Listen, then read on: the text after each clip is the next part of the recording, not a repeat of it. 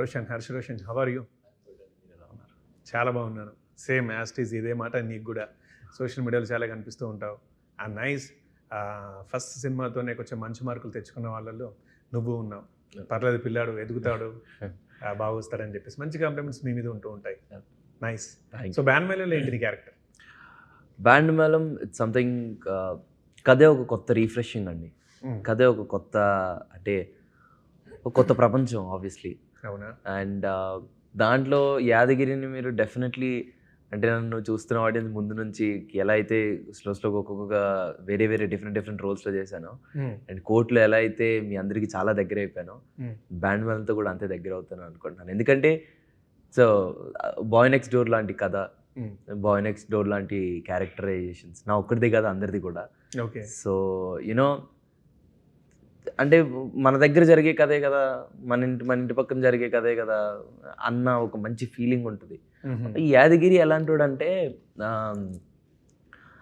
వాడికి ఏ ఎమోషన్ వచ్చినా వెరీ హైలో ఉంటుంది, వెరీ పీక్లో చూపిస్తూ ఉంటాడు. అంటే అంటే వాడికి ఎమోషన్ వచ్చినా, బాధ వచ్చినా, ఈగో వచ్చినా, ప్రేమ వచ్చినా, బాధ వచ్చినా వాడన్నీ ఎక్స్టెండ్లో చూపిస్తాడు.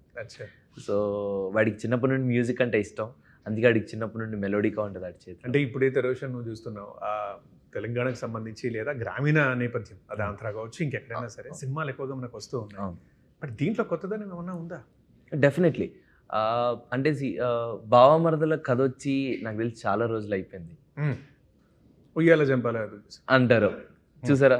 సో ఉయ్యాల జంపాల ఇట్స్ మీన్ లైక్ ఒక 10 years అయిపోయి ఉండొచ్చు సార్. ఓకే. సో ఆ గ్యాప్ని చాలా రోజులు వచ్చింది. మళ్ళీ ఇప్పుడు బ్యాండ్ మేళం March 26th వస్తుందని నేను నమ్ముతున్నాను. ఎందుకంటే ఇద్దరు కంఫర్ట్ కదా, ఇంకా నాకు తెలిసి మీకు ఇద్దరికి చెప్పడం చాలా ఈజీ ఏమో అంటున్నాను.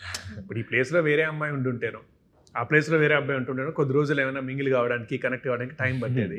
నాకు తెలిసి మీ ఇద్దరు పెట్టుకుని సినిమా తీస్తే ఒకసారి చెప్పిస్తే మీరు డిస్కస్ చేసుకొని చేస్తారేమో.